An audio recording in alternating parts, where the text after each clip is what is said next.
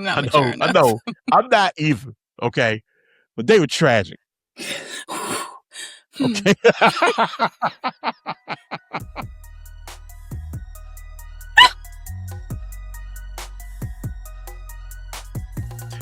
What up? What's going on? Happy Friday, ladies and gentlemen. I'm Adam Butler. Nargis is in the building. I am. Yes, I don't have a catchphrase. You don't have a catchphrase. That's okay. You are tuned into the MSR pod virtual edition, as my man Paul Span would say. Paul's not here today. It's just me and Nargis rocking. And it's actually a special Nargis episode. I was actually making fun of her about this earlier. She acted all nervous about it. It's a special Nargis edition. No, we're going to be actually talking about the America's Next Top Model documentary that dropped on Netflix, I believe, last week. We're going to be breaking it down because there's a lot of interesting pieces to that. That's going to be the bulk of the show today. So buckle your seatbelts. All you ladies is listening, and all you fellas that are fans of the show as well or interested. Got a lot to talk about today, so we're going to get into it. Before that, let's get into all of the stuff, all right? If you're following us, or if you aren't following us, follow us on Instagram, MSR Tribe, MSR Tribe. Follow us on Facebook, Mindstream Radio. Follow us on Threads, MSR Tribe. All right.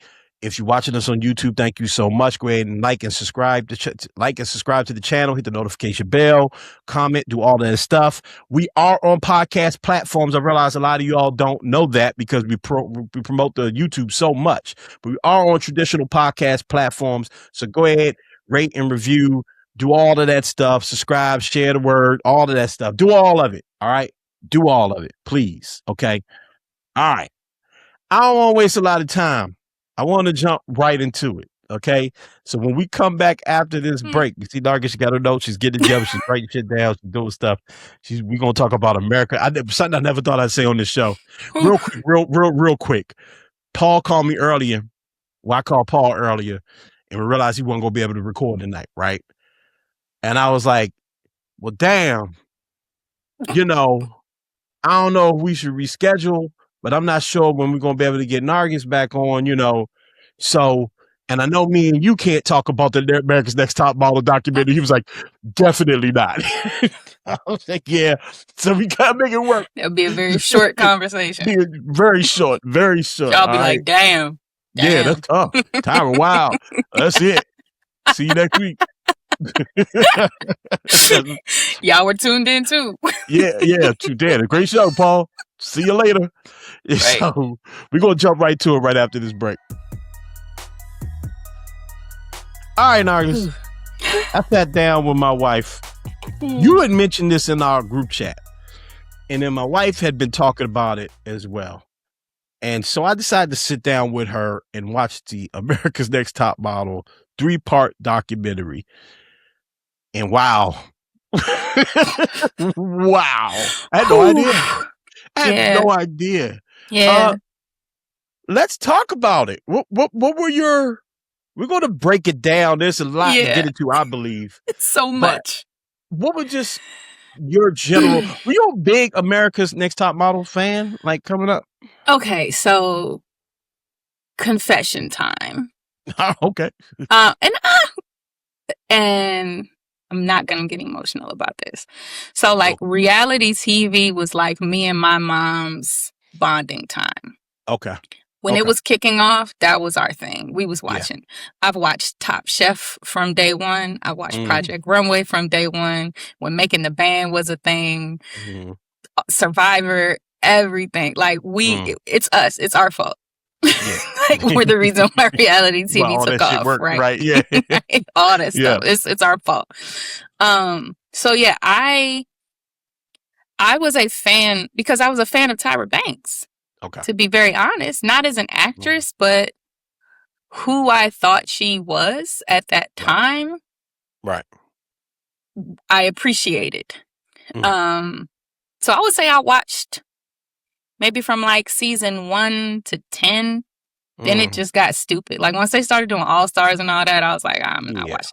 The fact that they're even at a season 24, I couldn't have told you. Like I knew, and I knew there were like some later successes, like Winnie Harlow coming through. That was like dope. I think I kind of grabbed a couple of those episodes, but yeah, I was a day one who eventually fell off. Yeah. You said something interesting you said you were a fan of what you thought Tyra Banks was. Okay. This documentary did not do her any favors. I don't even know much about. Obviously, everybody knows what America's Next Top Model is. Like, you had to be like 12 years old or had been living under a rock or just being purposely just like bamming out to not know that there was a show called America's Next Top Model, that Tyra Banks hosted it, that the Jays were on it, you know, all that. You know this stuff, right? I forgot the white lady name, the real mean white lady. Janice. Okay. Janice from accounting. Yeah. That's what that shit sounds like. But you know about this show. And for me, Tyra Banks is she's a supermodel. She was the host of America's Next Top Model. She was in, funny enough, in Love and Basketball. That's why I said not as an actress. Not a fan of that. Well, Fresh Prince, she was cool. I'm saying that's what I know her from. She was cool with Fresh Prince. Yeah. Yeah, like really for me, I never thought she was a good actress, but I know her from movies and I know her from modeling. But I think America's Next Top Model really did take her to the next like superstar level, right? Mm-hmm. So she was beloved at one point. Yeah. She did what she gave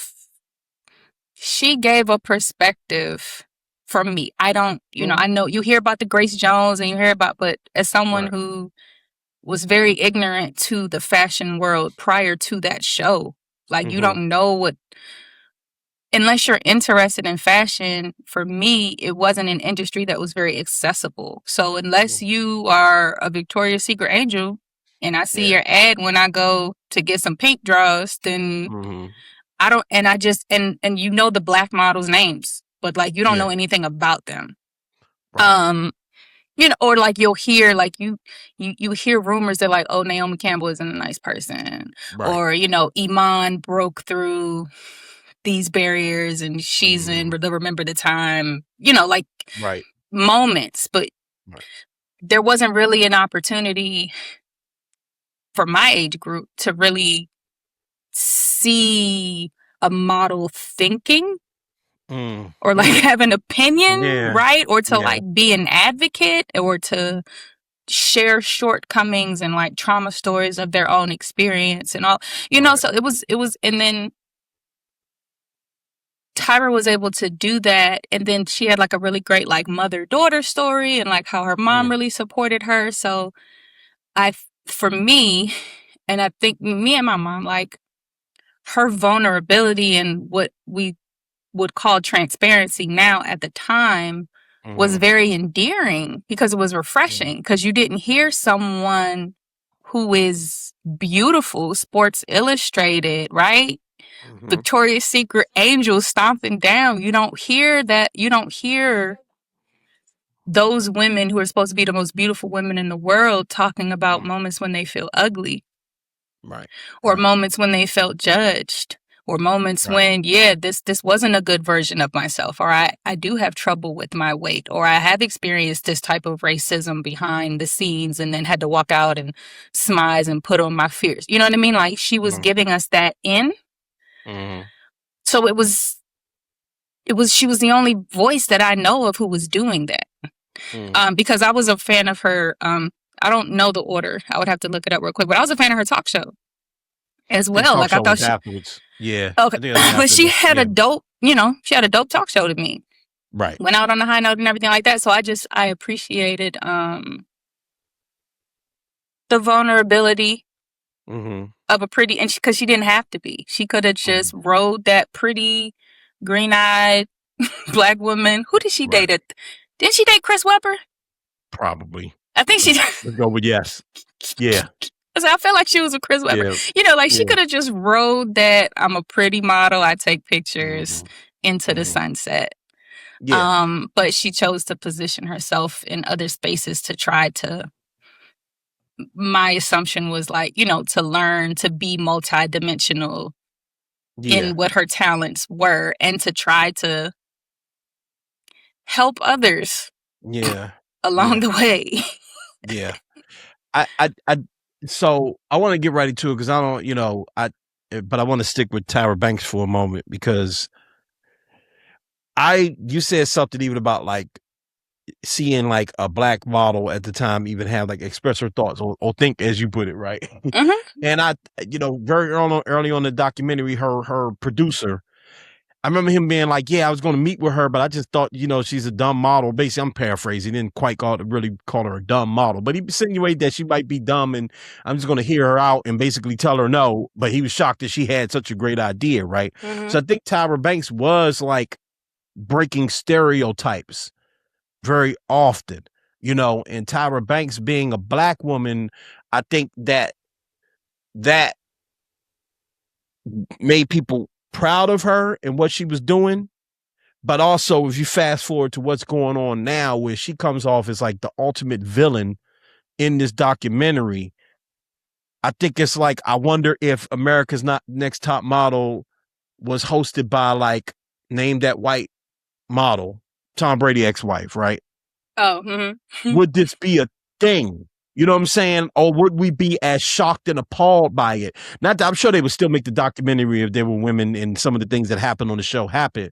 But would people be so disappointed in Giselle as they are in Tyra Banks right now? And just to elaborate a bit more, because in some of her responses, it was often like, because I was trying to do this as a black woman or as a black woman with curves. I was trying to da. And even the thing she said at the end, which was funny how that edit job was brutal how they did her. But it was like, yeah, she said some stuff. She said it was a lot of like a black woman. It's hard to say a black woman cosplaying as black, but it's like she know how to turn on her black when she need to. I don't know if she did that on the show. You tell me. But it does feel like a lot of it is like, and this black girl did this to us. You know what I mean? If it was only black women who were victimized by her, then I would feel that way. Okay. Right. Mm-hmm. Right. Shandy's story alone, we could have ended it right there. Yeah. And I remembered all of the moments that were Remind me, brought that's up. the one. Is that the one that's the date rape? Date rape thing. Okay, yes, yeah. Let's call it what it is. Explain that one to me a bit more, because in fairness, when that part came on, I actually went upstairs for a few minutes to attend to August. And I missed it. I caught like the end of that story. I kind of was able to put two and two together, throughout the series, but I didn't quite catch. So what happened with that? So they were in Milan. She was doing really great. Her storyline was, we don't want you to go back to Walgreens. You're this ugly duckling turning into the swan, right? So that particular episode, they were paired up with like some Italian models and were driving them around. And somebody was like, hey, let's invite the guys over this evening. So wine is flowing, hot tubs are happening. She's very drunk. She says she hadn't really eaten anything that day. And she's just like, next thing I know, I don't remember fully, but I know I woke up and I know sex happened. Like, I remember him being on top of me, not being able to do anything about it. This was on TV? And the cameras kept rolling. Wow. Because the rule was, if you went into the bathroom by yourself, they had to stop. But because he went in with her, they filmed it. Wow. So everyone, in my mind, Tyra did not defend herself well. She's like, I'm not an editor. I'm not a producer. Blah, blah, blah. Yeah. The other models, like, I don't know how drunk they were too, but it's like, everyone is just watching. Everyone is watching this girl literally unresponsive, having sex done to her. Yeah. And then she's like still filming. So they filmed her calling her boyfriend to tell her they filmed her boyfriend calling her a bitch. They filmed her having to call the model like, hey, when's the last time you got tested? Did you use a condom? Like, all of this. Yeah, I saw that part. Yeah. Just global humiliation. Yeah. For this woman, right? And then she somehow becomes like, of course, victimized, and it's like, the storyline was just so whack because they're like, Tyra comes in the next day and she's like talking to them about cheating and having been cheated on. So it's like, obviously the producers had a bug in your ear, and it's like everyone's trying to like commiserate with her and make it seem like, oh, you didn't do anything wrong. It's okay. Yeah. No, are y'all trying to deflect blame? Y'all just let y'all homegirl get sex done to her. Yeah. Yeah. Wow. Damn. Y'all, I've never been on a TV set, right? But I'm assuming, outside of the contestants themselves, it's at least probably about 20 people. Yeah. Yeah. So all of y'all know what's happening. And Jay said that. He was like, they were out at dinner and like one of the producers calls and is like, yo, Shandy's having sex in the shower right now. He's like, wait, what's taking place in this moment? So it's like everyone is being updated at the time and no one is saying, was consent involved? Right. Is alcohol involved? Is any of that? And for Tyra's response to just be, well, I'm not editing. I'm not. Yeah. That's not my territory. Right. Ma'am. Yeah. Ma'am. Yeah. So just the way that and I feel like that story can like obviously spread and like kind of tie out. It's like the contradiction of the show is what is so painful to come to terms with as an adult. Okay. If the whole purpose of this is supposed to be to empower, to give someone a chance who normally wouldn't have a chance based on whatever your background, socioeconomic status, size, height, what have you, right? Like, let me be this vessel or this vehicle to help you achieve your dreams that otherwise doors would be closed to. And I'm trying to empower you and see your beauty and see all the things.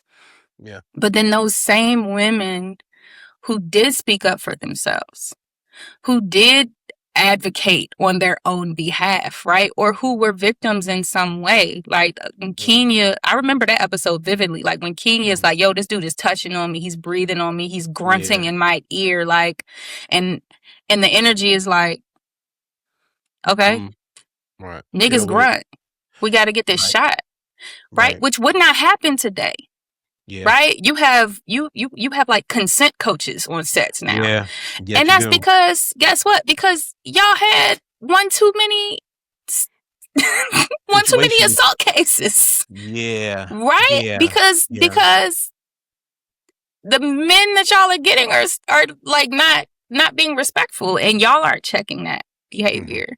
So then when the women are checking the behavior, when they're advocating and saying, okay, that's not my fault that you weren't prepared for my body. I thought y'all were a clothing agency. Like, get some clothes that fit me. I'm a model. I'm here.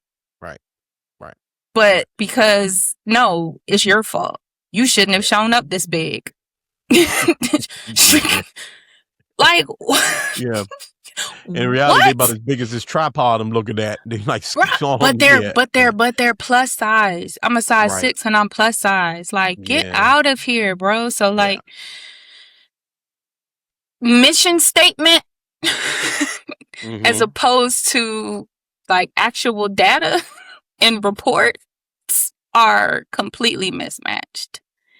And I think that's just so disappointing, and it sucks because you see a lot of these women who were able to, you have the most successful ones are the ones who weren't in the documentary, right? So you have your Eva Marcel, you have Yaya, right?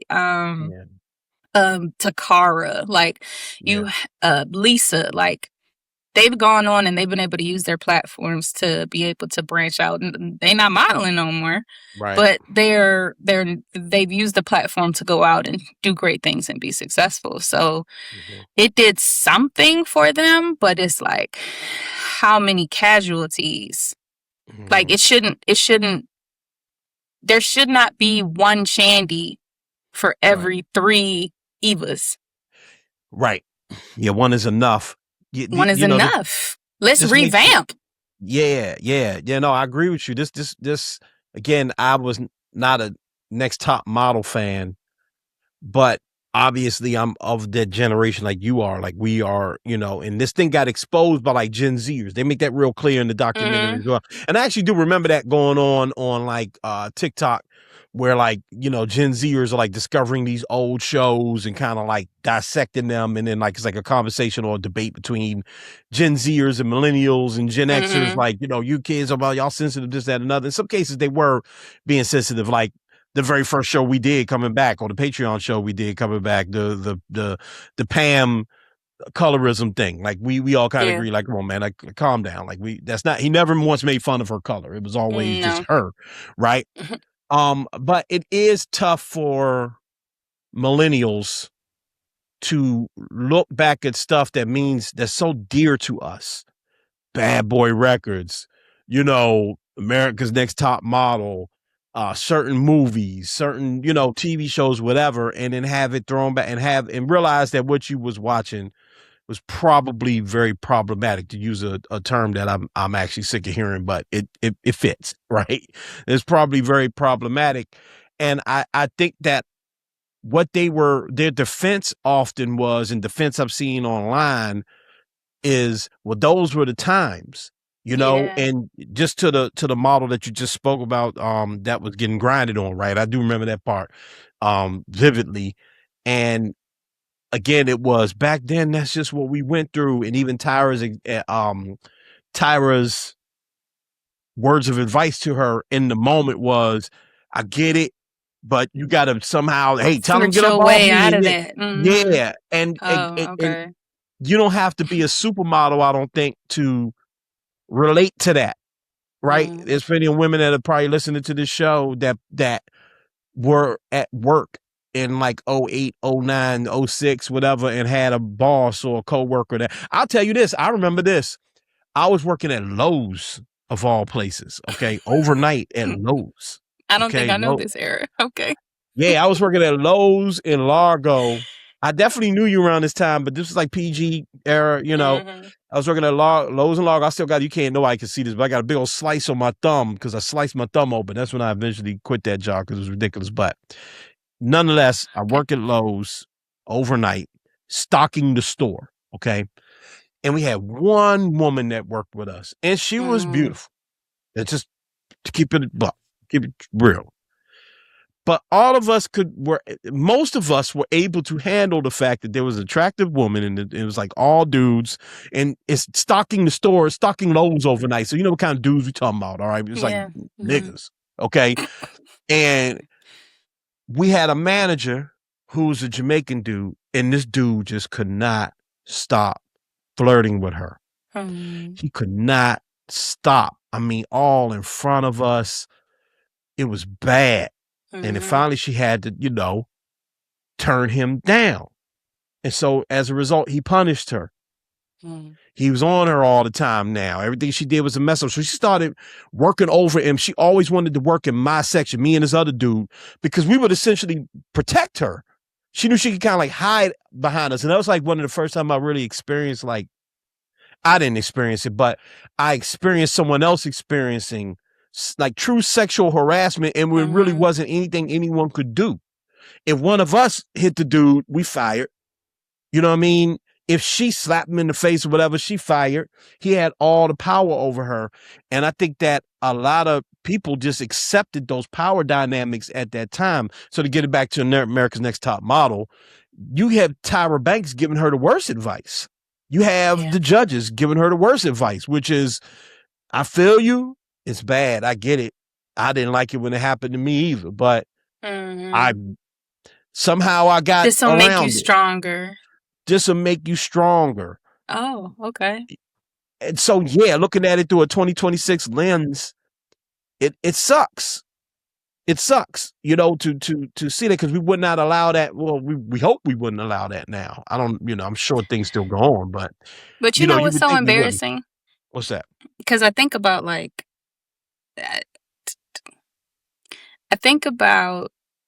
millennials have a lot of iterations of ourselves, right? It was a lot of stuff that happened during our time period. Sure. But I think with reality TV becoming a thing, right? So we grew up with Real World Road Rules. Yeah.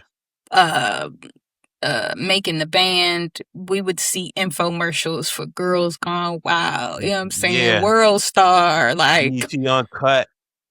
bruh, BET Flavor Love. Jackass. Like yeah. A lot of us were not. I guess we can blame the generation that raised us because they let us watch it. So, but I'm just like, you know how like with anything that's new, like with the internet, you don't know how far a thing can go until it becomes too far, and then you have to build parameters and safeguards to be like, oh, we didn't know people could do that with the internet. Let's bring this back. Oh, we didn't know a reality TV set would capture this. Even Bad Girls Club, right? Bad Girls Club, they got baddies now, which is crazy, but Bad Girls Club, we only watched to see who was gonna fuck. Like, oh, girl, it's gonna happen tonight. It's gonna happen tonight. I seen it. They finally, with 5 episodes in, she finally gonna drag her, and we waiting. We just waiting to see someone inflict violence on another person so that we can talk about it the next day. Yeah. Like that, like shame on us. No, I'm so serious, because it's like, because that was what the thing was to talk about, right? When I come to school on Monday or Tuesday, I'm going to talk about Raw. I'm going to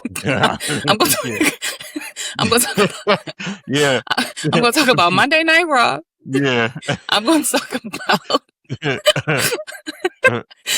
talk about Comic View. Yeah. I'm going to talk about Real World. And who's on Real World, and who got in who face, or who spit on who, or who did, whatever the case may be. And I'm going to talk about who my favorite bad girl is. Right. Yeah. And we're going to have our own little bad girl clique. And you know what I mean? Like, you model what you see. Yeah. Because that's what's flooding all of the networks. So it's like, it's not to absolve Tyra or the team, but I guess it's just like, shame on those of us. Like, I'm the first one who says, like, fear is a hell of a weapon, right? Fear is the best.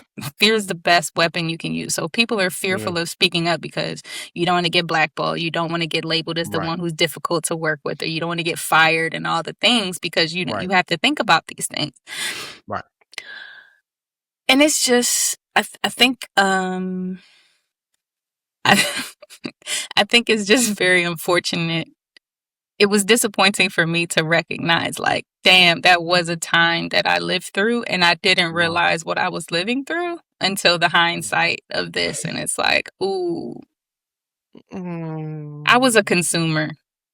Okay. I couldn't wait to see Ness get into that. I couldn't wait to see that man from Florida Dog Ness out on making the But that was wild too. I still watch this. Listen, Fred. I wanted Fred to beat Ness ass so bad. Right, and these niggas just rustled to Ness pants fell down. Basically, they just rustled each other tired and shit. I understand what you're saying, okay, and I choose not to look at it like that. I watched a lot of terrible. I mean, honestly, it's a lot of bad things that really amplified in the 2000s, right? Social media, I just posted a clip the other day about go look at your Black Planet, go look at your MySpace, go look at your Facebook, right? And I remember how, like, captivated I was by, like, Black Planet, and how I used it for all of the wrong things, seriously, because I was 18. I just used it to try to get women, and I don't even want to say some of the stuff that me and my boys was daring each other to do and shit like that at the time, because we were just kids, right? And it was so new, right? Television, you mentioned Girls Gone Wild and, like, all of that, but, like, even, like, the like, this is gonna sound real crazy, but, like, porn took off. Like, it skyrocketed in the 2000s because you could watch it any old way, not necessarily on your phone, but, like, it wasn't like trying to steal your granddaddy's little VHS. You ain't had to go through the room with the curtains to try to pick. Just go www.boom and you can watch whatever. Boobs. Yeah, boom. Oh shit. that website worked. You know what I'm saying? So, it's hey, let's look at it. Not So, real. you're coming of age, because you mentioned it, like millennials. I'm an elder millennial. You would be considered sort of an elder millennial as well. I think so. Yeah, I think so. I think we don't got to break down the millennial range, but we're millennials, right? And as you mentioned, so much happened during that time. I go back to even the producer of America's Next Top Model and how he described the characters of the show in the very beginning, right? He described who created Tyra, Making the Band as well. Okay. He described Tyra as a model that surprised him, who he initially thought was just a dumb model, but she surprised him. There's this 6'5" black man who's dressed in drag.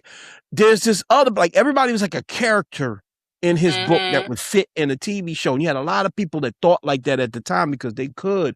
I mean, the 2000s really made Trump a thing, right? Not to take it there, but like The Apprentice, all of that. The Apprentice was a big deal, yeah. Was a huge thing. And so, we were victims of it. I understand where you're coming from. And I think that if you're still defending it now, then shame on you, right?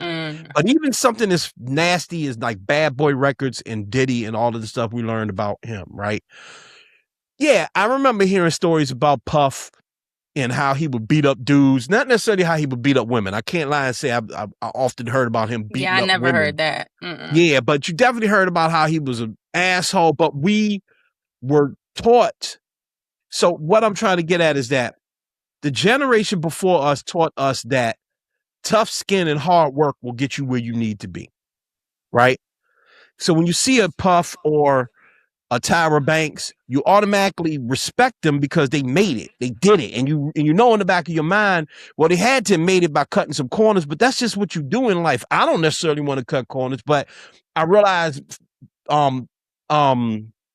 powerful people have like they're kind of treacherous and it's kind of cool. You almost kind of admire it, And so when you get a girl that's sitting up there and she's going, and we taught women all sorts of terrible to endure as opposed to fight. Endure it. Right? Black people, endure it. How many times did we hear from the generation before us, go ahead and cut your hair? Like if the white man wants you to cut your hair, cut your hair. Speak properly. Don't do tattoos. What? Anything that's of our culture, we have to get rid of and conform for white people because that's just what you have to do, right? Respectability politics. So when you see Tyra saying, hey, girl, I get it. I mean, if it were up to me, these weight issues would not be a thing. You'd be able to be curvy as you want, but it is what it is. You need to lose that weight. Hey, girl, if it were up to me, your teeth, you know what? I think the gap is beautiful, but at the end of the day, you got to close that gap. Hey, girl, I know dude grinding on you, drooling on your shoulder, touching your thighs, won't leave you alone. He's practically, he's horrifying. Hey, girl, you got to do what you got to do because you don't have the power. It's easy. I'm not saying this at you, by the way. I'm just in general. Yeah. It's easy to look back at that and go, we should have done. And so I don't really appreciate the Gen Zers going, what was wrong with everybody? The world was the world. But I also don't want to hear people now that were around and going, well, the world was the world and y'all just solved. I don't think that's the answer. I think we could say, let's learn from what was happening, what we've learned about people we admired at that time and things we admired, but also understanding that I don't even know if we had the information, especially us as very young people, to really know what was right or what was wrong, to be honest with you. I'd be lying if I said I looked at Uncut and thought I was really participating in something wrong. Right. You know? Because if it's wrong, it wouldn't be on here. I knew it was nasty, but I didn't know if I thought it was exploited, like they were exploiting women and, if, we're a bunch of dudes or whatever, we passing around a flick. I don't know if I looked at it like, are these women, have they been sex trafficked, right? Are they consenting? Are they drugged up? One last Do point. they know there's a camera in the room? Do they know it's a camera? One last point I'll make, just really quickly. We did an episode of MSR years ago and we interviewed some porn stars. Shouts out to Sleepy Chris for finding the porn stars, by the way. I heard that. Okay, keep going. Yes. Shout out to Sleepy Chris. I miss you. I miss Sleepy Chris. I miss you, bro. And I wish you would respond to our text message. We miss you. Yeah, I miss you. You did respond to one, but anyway, that's not for the cameras. Chris found porn stars or whatever because I had this idea that I wanted to kind of like explore that industry, right? So we had the girls come and I genuinely wanted to like have a conversation about the industry, so much so that I think I threw them off because when they came into the studio, they came in on some freak shit because I think they thought they were going to be doing like a Howard Stern type of thing, right? Okay. Like some underground radio, hey, they just want to talk to us because we porn stars, right? So like they just started making out and shit in the studio. It was actually wild. It was like, oh, calm down, ma'am, ma'ams. It might be easy. Be calm down. That's not what I don't want that. Oh. I don't want to invoice after this. Yeah, I don't want that. Yeah. Don't you dare send me a bill. I'm telling you no now. This is not on-air talent taking place, ma'am. And they were yeah, exactly. Like I didn't hire you. I asked you to come on the show. Yeah. And they were tragic. Like they were some of the most tragic looking women. I mean that since I don't mean that to make fun of them, but they were tragic. Like they were just like I'm not mature enough. I'm not mature enough. I know. I'm not even. Okay. But they were tragic. Okay.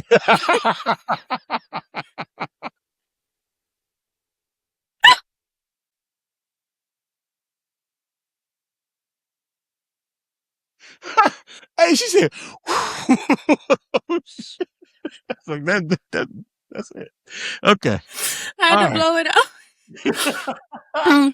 They were tragic. They were tragic. I mean, that's the only word I have. I wish Paul was here because or someone from back then.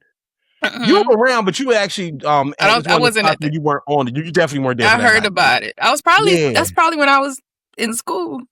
That's your man chat. Anyway, I don't even. I'll say that all. Like, people was gooning and geeking, but anyway, we were to get the girls on, and I remember I had to like corral them and go, no, like I want to ask y'all questions, and I started asking them questions, and when I say some of these stories, and I didn't know this at the time, I don't know what I thought they were going to say, you know what I mean, but I didn't really expect them to be like, yeah, I started off as like an actual prostitute and then someone just introduced me to the camera. So it's like easier money for me. It's less violent money. Shouts out to P, man. The one girl she was like, I got to pop before I start filming. And I was like, pop? She was like, yeah, usually I got to pop before I start filming. And I was like, what do you mean by pop? And she started to, explain she pop an E-pill. And then Paul, I'm going to say this because you ain't here, you ain't finish yourself. Then Paul cut her off and started talking about some other shit. I remember thinking like, damn, nigga had her. We were about to get. She was about to. Yeah. So shouts out P. I'm sorry. I'm still mad about that. But nonetheless, we talked to them and it was a very somber show, very dark show. I'm not necessarily the proudest of that show, but I'm sure somebody learned something from it. And that was the first time that I realized that, like porn wasn't just like some fun shit to watch where it's like just some freaky shit. It was like, these women might be, I couldn't have possibly, and that's someone had an opportunity to sit down and interview some sex workers. Most people never get that opportunity. You know what I mean? So I can't blame myself for being a gooner in the 2000s. You know what I'm saying? If you know what I mean? Like, like any young dude, I get it. We watched the R. Kelly tape. Like we watched it. Oh yeah, I didn't. I couldn't. I did. We watched it. I ain't gonna lie. And again, it's wrong, but you don't. When you're 19, you don't really understand a lot of things. So again, not to make excuses for myself or anybody. I'm just saying, I get how. That was like the beginning of the voyeurism. Yes. Yeah. The worst of, the underbelly of America was really showing, like the nastiness of this American culture, which has only really gotten worse, to be really honest. Well, yeah, because everything just because the internet has become what it is, right? You don't have to. You can create your own website and not have to worry about censorship regulations and codes of ethics and all of that type stuff. Like there is a dark web. Yes, right? it is. There are incel platforms and pedophile platform. Like there's literally like the underbelly of it all. Because it, it's the Wild Wild West. And I also think, because it feels like the lesson is this thing happened, a bunch of Gen Zers watched it. And I do want to talk about Tyra and the image a bit later. I do have, I have 2 circle back moments. Yes, we're going to circle back. We're going to circle back. We're going to circle back for sure. But it does feel like there's this, the story is this nasty stuff happened in the 2000s and the 2010s. Gen Zers found it, called it out, and now everybody's like, oh, yeah, damn, we were bad. That was terrible. But I really don't think that's what has happened at all, just in life in general. I think that we may have learned some lessons, like, in terms of like Me Too and, calling out racism and to an extent. But then there's like this anti-culture of people. We've talked about it a bunch on the show. We talked about, the bromosphere and all this shit, red pill. You just mentioned like all the incel stuff and all that. But a lot of that comes from like freedom of speech is freedom of speech. And you can't tell me not to do and say what I want to say. So I will say, and not only am I going to say what I want to say, I'm going to be salacious. I'm going to push your buttons no matter what. So we could come back to this later, but I what's bad about like the Diddy doc and all these docs is coming out that's like exposing the Johnny Manziel doc, all this stuff that comes out exposing stuff that we were experiencing is like, did we really learn from this shit? Or have we just gotten worse? We could put a pin in that and come back to it and go to your circle backs, but it's just something that I've thought about, Yeah, you gotta what's you have to take accountability before you can grow from a thing. Yeah. Right. So if the entertainment industry is not taking accountability, if the response is those were the times, right? Like that's what they say about Cosby. Man, everybody was on Quaaludes. Yes, okay. That's what they said. Cool. Tell it to all the victims. Like, what are you talking about? What are you saying? That's why all the white people are like, bruh, slavery was the economy. Why you getting mad at me because my dad was a businessman? That's what it was to be in business. It was like buying a house. Yeah. Right? Yeah. But we can't use that. When people use that excuse, it's like crimes against humanity, yo, racist ass, blah, blah, blah, blah, blah. Right. And obviously I'm being extreme. No, but I think it's not on though. I mean, your Cosby point is super spot on because culturally people were coked up at parties on a regular Studio basis. 54, it was a haze. Right. But it doesn't mean that it was right for Michael Jordan. Wow. For Bill Cosby, not Michael Jordan, for Bill Cosby to be a serial, you know what? You know what I mean? That doesn't make it right. If 2 people in the 70s had accidental sex because they both was high off everything under the sun. Yeah. Okay. But if you're purposely drugging women up to get some, that's a problem in any generation. I don't care if you're talking about the Hebrews. No, fair. I do want to circle back to so highs and lows of the show, right? When I think about watching it as a consumer and then also, just like hearing some things back, I do think whether Tyra was or was not aware, her critiques of the non-white models were very specific in a way that I'm sure they kind of received differently as like Black women to Black women, as opposed to the non-white melanated models, just like, okay, I'm taking notes from a supermodel. I'm taking notes from Tyra Banks, and she's gonna. And I say this because on the very first season where they have Ebony, and you're telling me that I'm ashy, right? I didn't know that happened. Okay, why are we getting that on camera? Ebony is the strikingly gorgeous, bald-headed lesbian. The one that got the bad haircut. Right, and she just got this little tuft, and y'all don't know what to do with it. Right. Y'all don't know what to do with it. Y'all giving her different bald patches because you don't have anybody. So for me, it's like seeing the narrative that a lot of the Black models were, the narratives that were applied to a lot of the Black models, those featured and those who weren't featured. I think that Tyra may not want to take ownership of it because in the long run, it's like, Tyra, you really don't got the juice that everyone thinks you have. Because if you did, you wouldn't be telling me this is the business. Right? Yeah. If you really had the juice, you would have makeup artists, hairstylists who know what to do with these women. Right? Who know how to deal with you. You wouldn't have just recruited Mr. and Miss J and Nigel, who are awesome.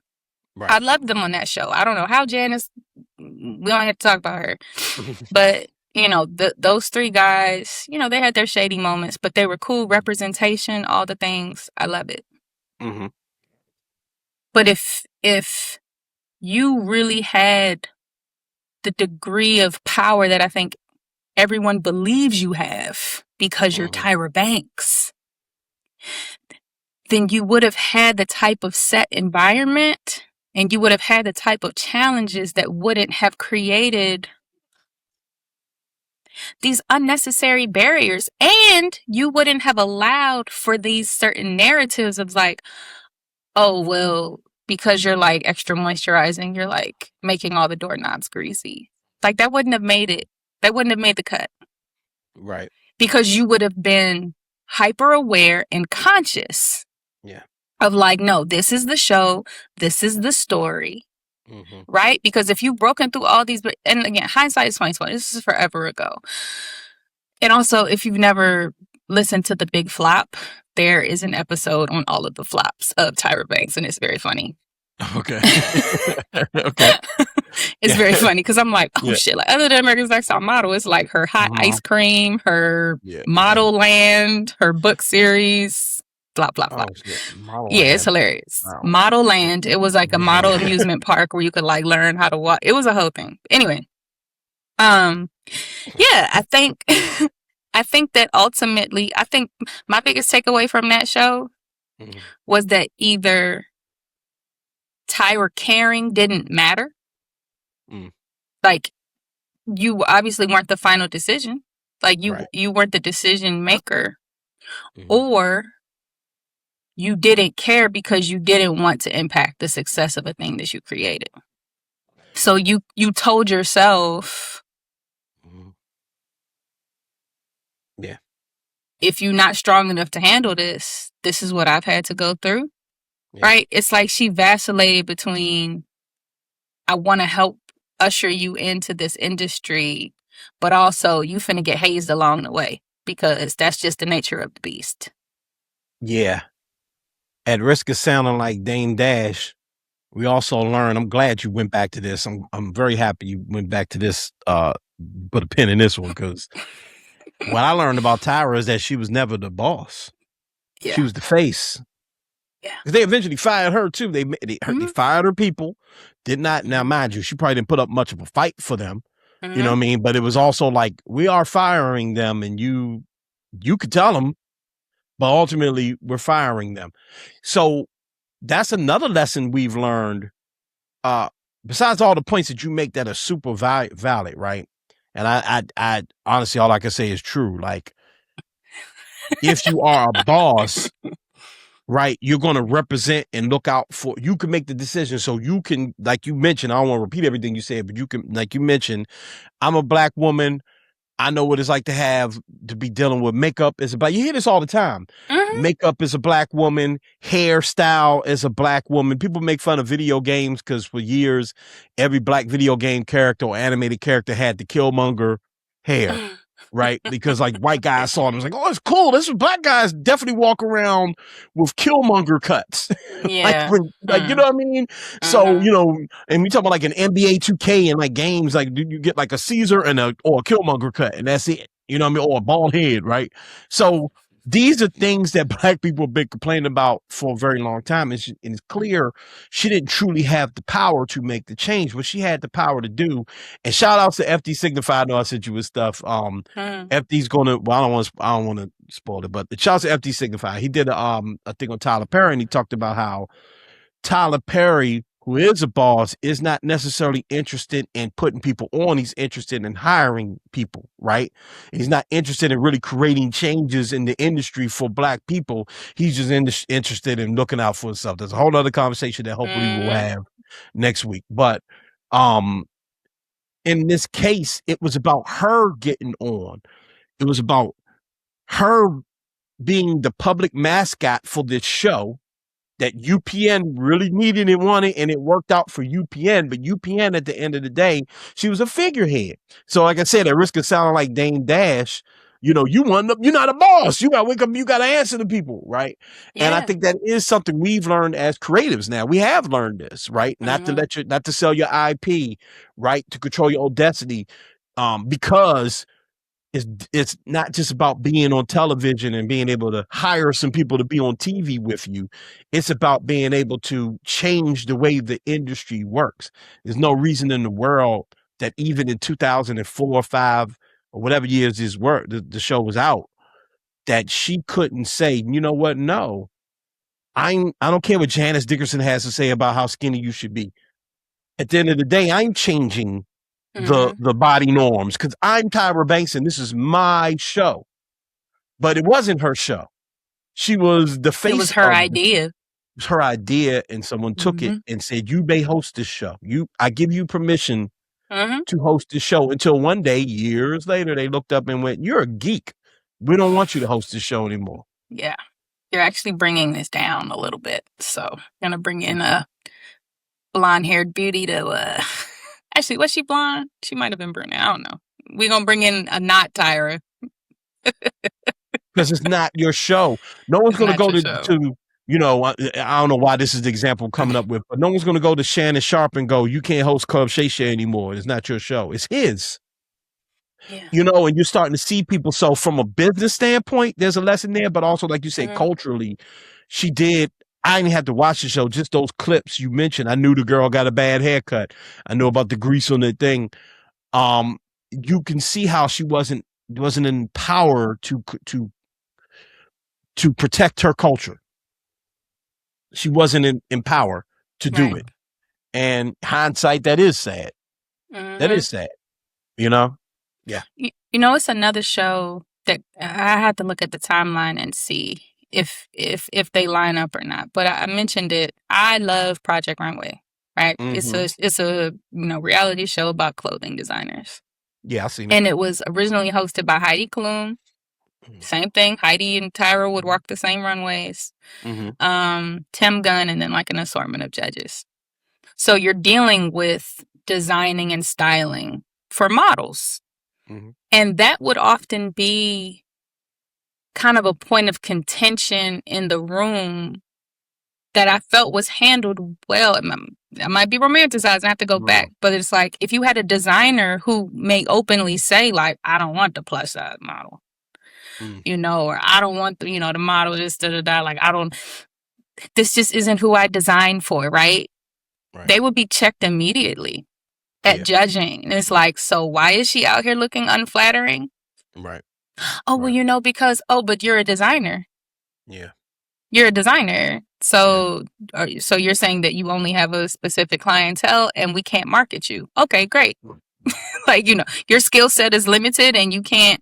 Now, obviously that has evolved over time, right? You might get like one plus size model like per season, and they're like plus size in theory, right? As opposed now you have trans models, you have a little bit of everything now, which is great, right? Because community demands to see representation and not just saying the same old thing, and it's like, oh crap, we have to cater to our audience.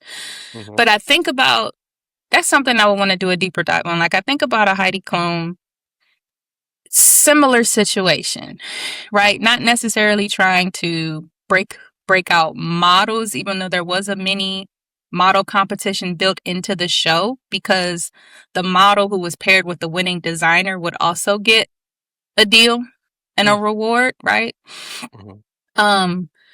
She left the show at a time and like had to do her own thing, and like she's recently come back on another network and everything like that. So I am curious at when you said, like, if it wasn't Tyra, if it was a Giselle or someone else, would it be the same criticism? And while the content of the show was not the same as America's Next Top Model, I feel like you still have the same framework. Yeah. Makeup, right? Yeah. And I don't know if we were to do a documentary behind the scenes of that show, if Heidi would come out looking bad in the same way. I don't know if that's because of her own creative control. I don't know if because she had a better team around her that was like, ooh, we need to nip this in the bud, or, I would have to see the documentary to know this. But it could be a number of things. It could be because she was a white woman and maybe she had more power than Tyra Banks. But I also don't want to let Tyra Banks off the hook necessarily. So when I asked, I don't think you think this, but when I asked that question initially, it wasn't to let her off the hook. It's just curious to me. Because a lot of these, and maybe these just the ones we're watching as a culture. So I'm sure that I do remember the Jerry Springer documentary that came on Netflix that broke down how toxic and bad the Jerry Springer show was, and how people were getting killed, and how it was ruining people's lives and all terrifying. Of this, right? Right. And so there's one white space that's been white cultural, significant cultural television show or moment that's been dissected, right?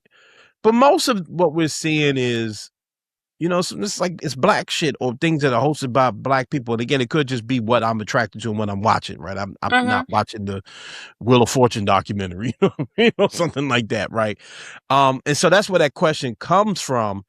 But I don't want to let her off the hook because, what I saw about her, I should say, is, you at the very least, you weren't willing to go into that boardroom and have a fight, right? You don't have the guts that certain black women we've seen, Monique, and I don't know, that's the first one that pops in my mind, but like a lot of these black women that are known for being outspoken, right? And and people don't want to work with them, and people, you were afraid to be that person. You were afraid, whether Monique's right or wrong, I'm not making that point, but what I'm saying is, like, she at the very least is willing to speak her mind, whether she's flat wrong or not, and be blackballed. But at the end of the day, she spoke her truth, right? And there's a bunch of black women. I think like even like a Viola Davis is like this, right? Like she's not known for controversy necessarily, but Viola Davis speaks up. She spoke up about like how much women get paid. Taraji, she basically destroyed the Color Purple press tour. She essentially destroyed it.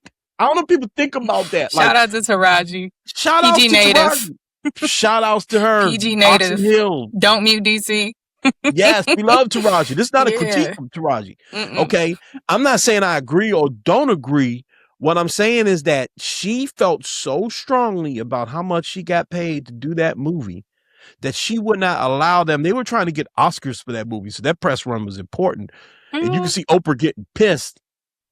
They were she would not shut up about it. And it became but she stood on what she felt like she needed to stand on. Point I'm making is that Tyra in hindsight, you can go, thank you for calling me out on my shit and this, that, and another, and blah, blah, blah, blah, blah.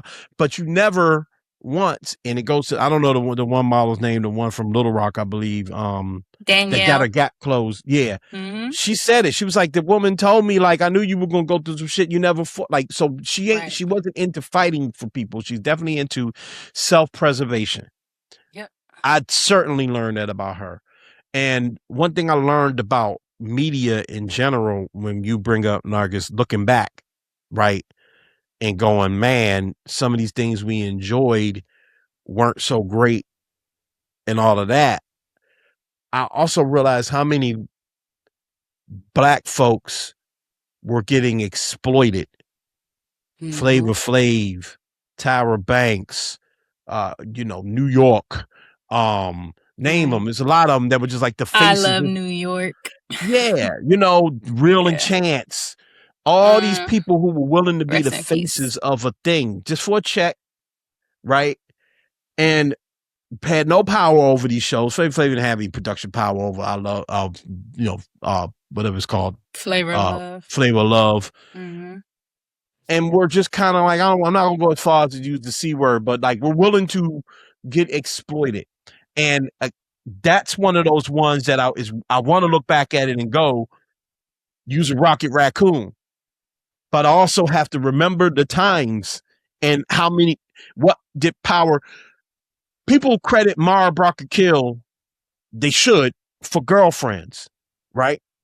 But you know who really produced Girlfriends? Kelsey Grammer. He did.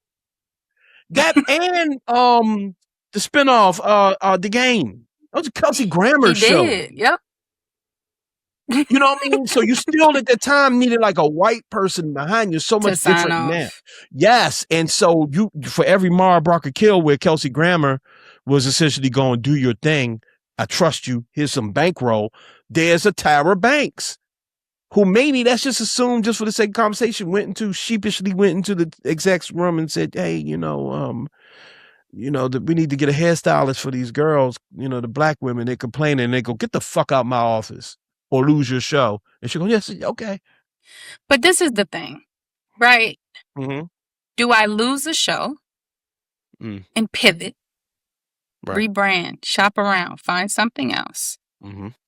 Or for the sake of digging in my heels and not losing a thing that I think is my idea, I instead become complacent and expose these bright-eyed, bushy-tailed young ladies of all walks of life who just want a chance, who just want a shot. Yep. Irregardless isn't a word. Regardless of the mountains of casualties that come along the way, right? That woman, I remember Giselle because she was in the first season, and she's just like, that has played in my mind for my whole life that I have a wide ass. Because someone said it to me. Yeah. And it was broadcast to the world. Mm-hmm. And that joint is mentally embedded and has impacted how I show up in spaces. It's impacted how I view myself. Decades later, right? Again, Shandy had non-consensual sex on national/global television. Right. And then had to have the very real, honest, emotional, heartbreaking conversation with the one person in her corner. Because the other part about her storyline is that she didn't have family support. She'd been on her own. She built her own community. Her boyfriend is the one who told her to go try out, be a model. I think you're beautiful. Yeah. Right? And you capture that very real moment where she has to be honest with the one person that she thinks is in her corner. That's defining the rest of her life. Yeah. Because those of us who watched aren't going to let her forget about it when she's walking down the street. Yeah. You know what I mean? So it's like, Tyra. Yeah. You just don't want to take ownership. I understand why you don't want to just sit in recognizing that, you've caused harm to 20 decades worth of women. Even the ones who won, right? Right. Danielle won. Yeah. Right? Yeah, Shandy ended up right back at Walgreens. Yeah. You got models that got construction companies and doing literally everything except that. Yeah. Literally everything except modeling because of the trauma and horror that they endured because they believed that you could help them and you led them astray knowingly. Yeah, and I agree with you, but let me ask a question just to sort of play devil's advocate, just so we can clear this air. What responsibility do the contestants on the show, especially not season 1, 2, 3, even 4, but like, because even you just mentioned the one from Little Rock, right? You just said her name. Damn. Yeah. Part of her story was, my brother told me to go on this show. I told him no initially because I know that's fake modeling. I know they exposed those women, right? And so she still went on the show. If you've been watching the show and it's cycle or season or however they refer to it, 9, and you know the girl got abused on camera, you know the other girl got abused on camera, you know they're making you take your teeth out and fix them, you know they're making fun of you, telling you eat too much, showing you eating all the time on camera, and you still go. Does any responsibility fall on, does it ever become, well, this is what it is, this show is wild, go on at your own risk? Is that a fair thing to say? Yes, asterisk. Because, I think when people have dreams and those dreams involve like being in the public eye, then it's like, this is at least going to put my face out there. Even if I don't get it picked, it's at least exposure. Also,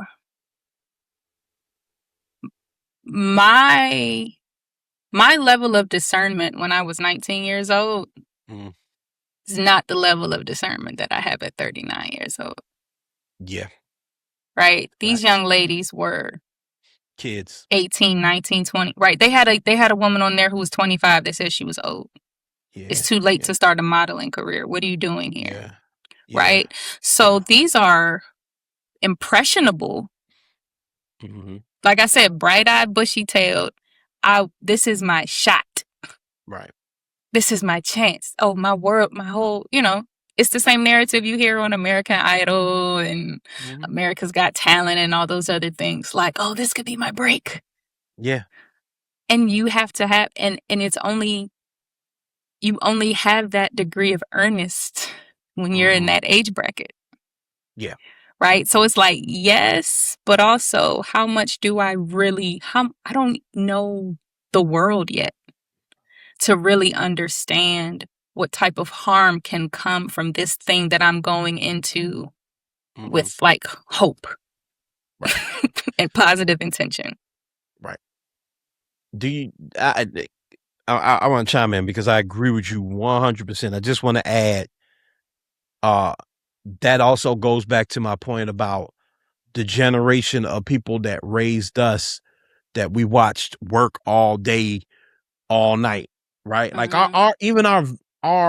we had this little thing in our group chat, and we're probably gonna figure out a way to talk about it on the show, but we were talking about like remote work in our group chat, like whether or not, I'm not gonna say who disagree with remote work, but y'all know. Guess. Yeah, y'all can guess. Shouts out to you, bro.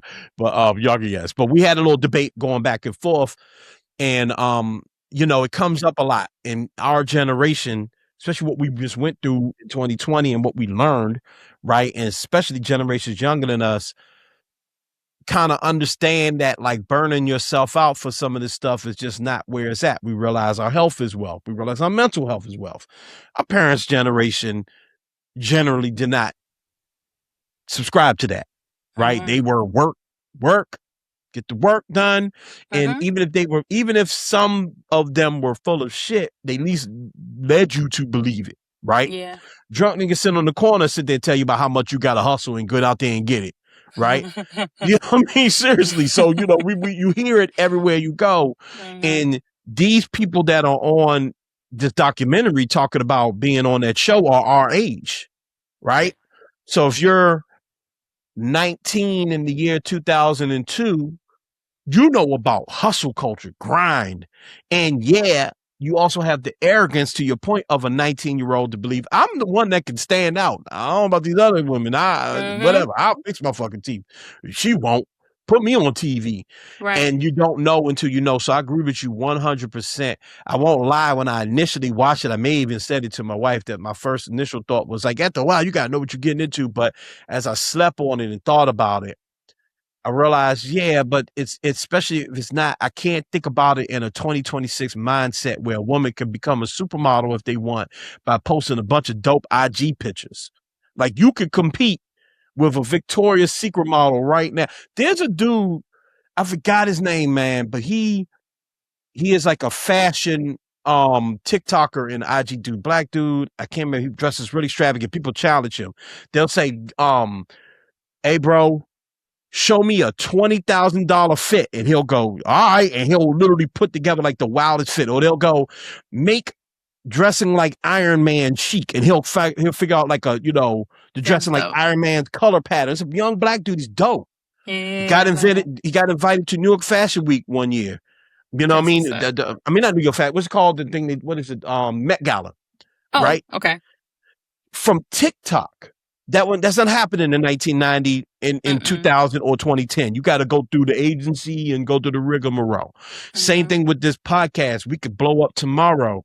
We don't have to go get hired by Urban One or XM Radio or, some gatekeeper has to tell us we're worthy. But then you did. They needed Tyra Banks to tell the world you are worthy of being a supermodel. They needed the Jays or Janice Dickerson or whoever the guest host is that week to tell the world that they're dope. At least they thought they did. So I agree with you 100%.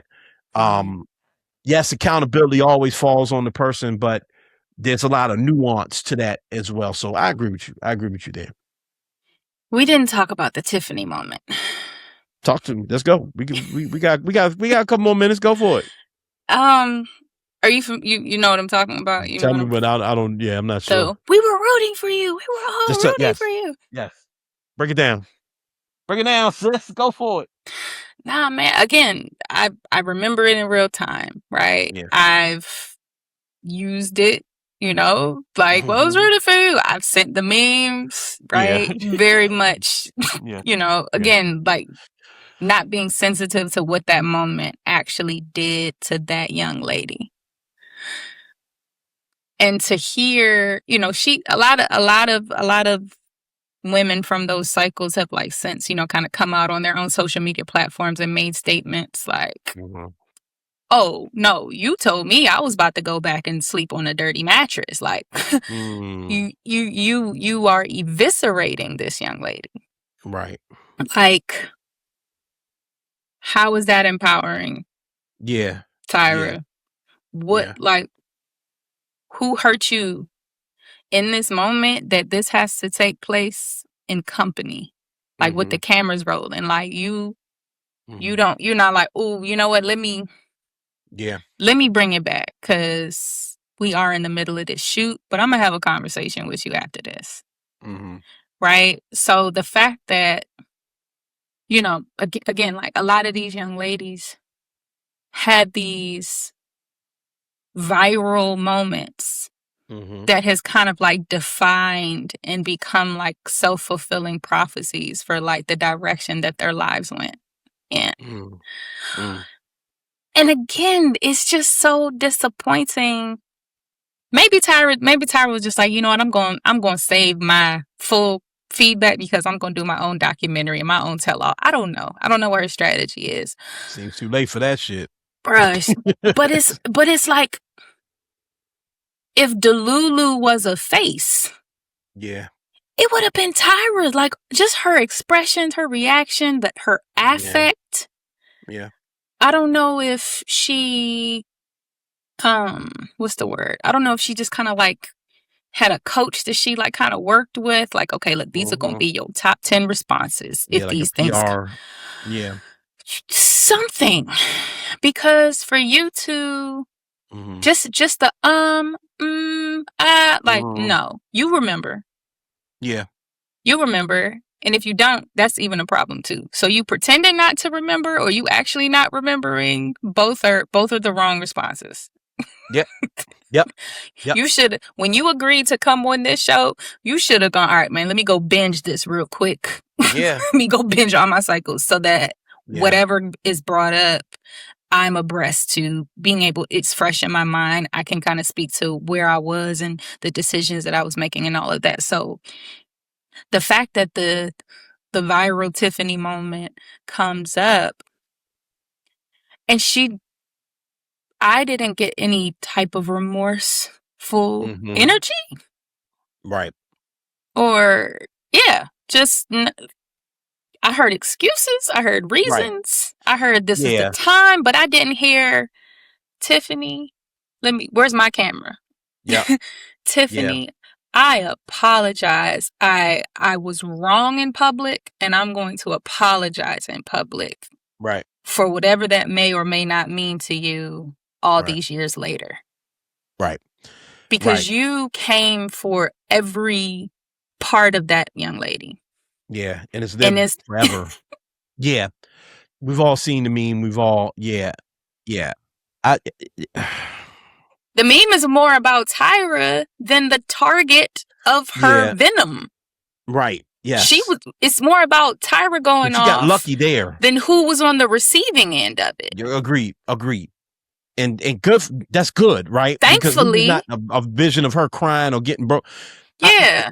So that goes back to, again, not to be a broken record, but like that I've had mentors over the years that decided the best way to teach me was to show me how difficult and how rough things can be, and that I could talk to you any old way. And, and again, because I'm of a certain generation, was raised by a certain generation, my thought was, I'm your squire. You know what I mean? Like, I'm your squire, and I'm here to take this abuse to the day that I graduate from it. And then maybe I'll do the same to someone else. And I'm glad I have never carried that mentality. That's how it was in martial arts for me. I'm sure of it. I'm sure of it. When I worked at the radio station, when I interned, I interned with a dude that was known for, you know what I mean? And so, I love him to this day, I've gotten my ass handed to me. Just a little sassy. Definitely got my ass handed to me a few times. You know what I'm saying? And, so there's that. But that viral moment thing, that is something we always need to be cautious of, and we need to be cautious. And it's always just interesting. I don't know how I feel about it because viral shit happens and you never know when it's going to happen, but I'm always sensitive to it. And one I'm very sensitive to is the Jordan crying meme. People have heard me say this before. I did like a whole Substack on the shit. The Jordan crying meme, both Jordans, the Michael Jordan crying meme and the Michael B. Jordan sad meme, right?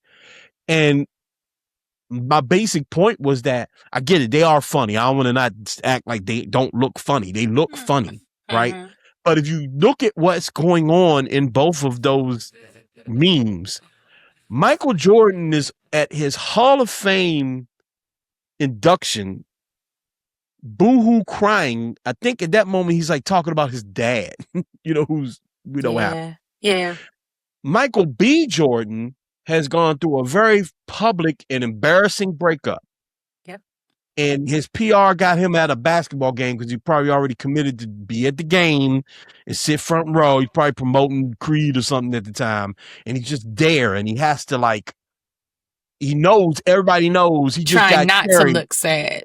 Yeah, I just got whole carried by one of the most beautiful women in the world. Who I was told was going to carry me, but I had faith. But I chose not to. She told me she wouldn't. The world told me she would, but I chose not to. And here she is now. She's with Franklin Saint.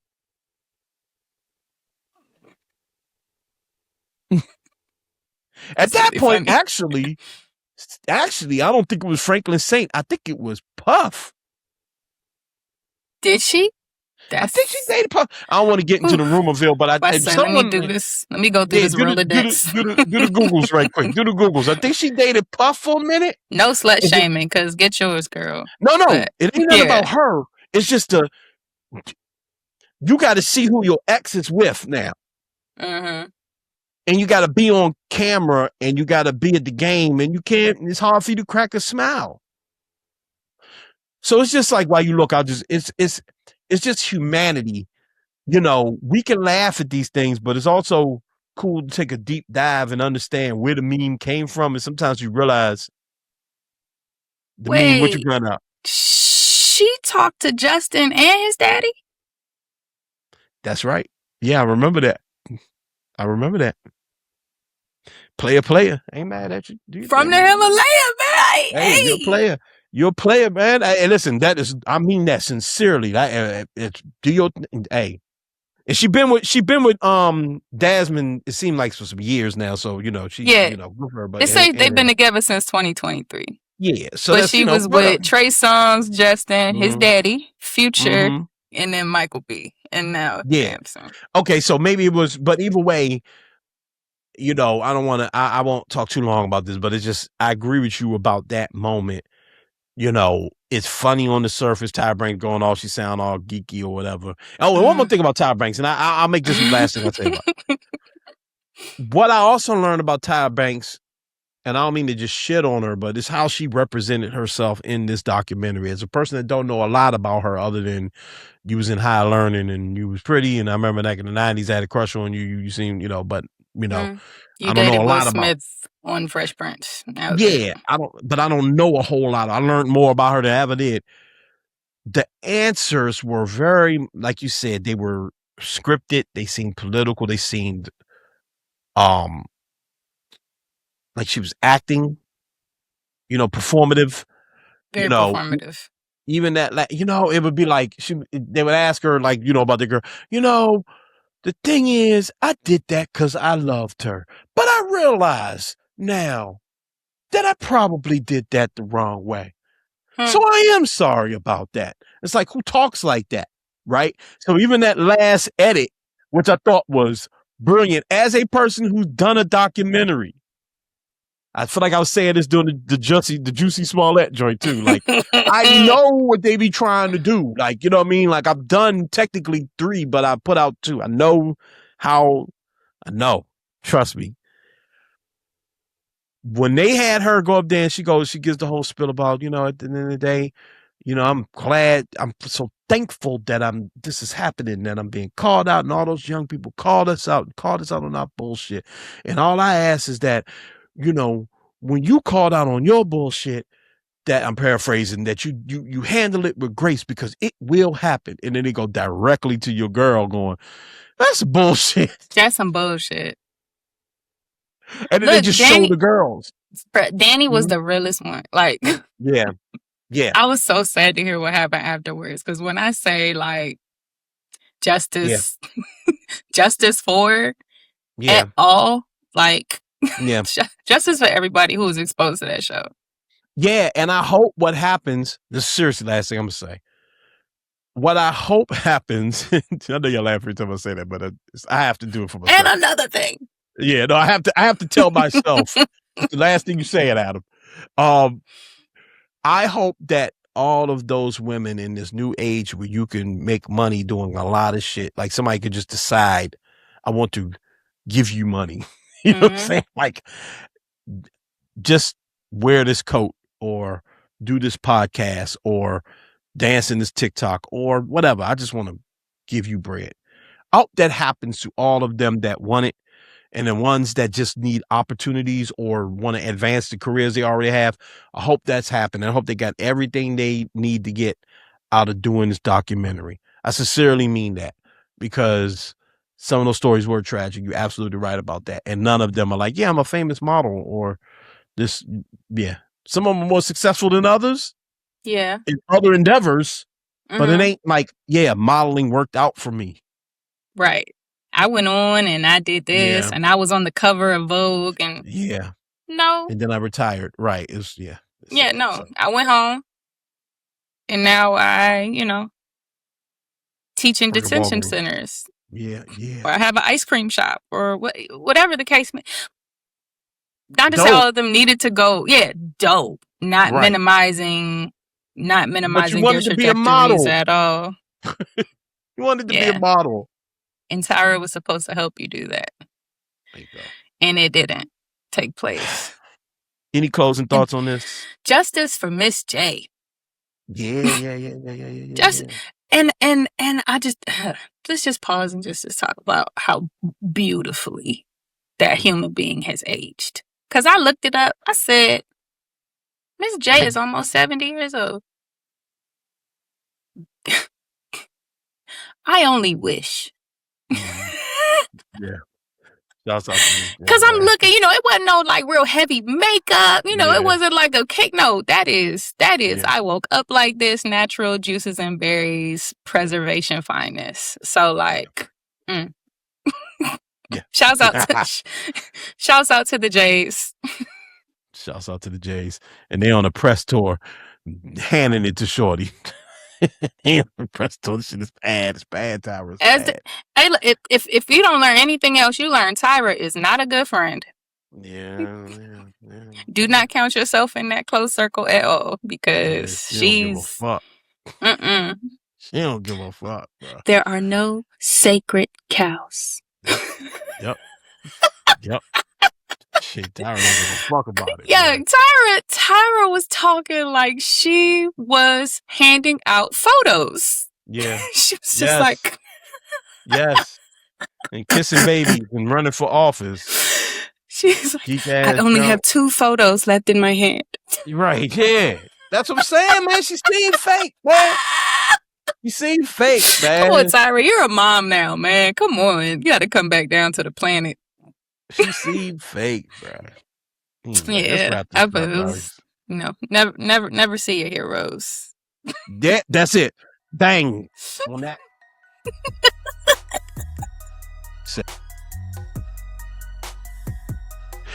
All right, so that was longer than I ever thought I'd talk about America's Next Top Model. I appreciate it.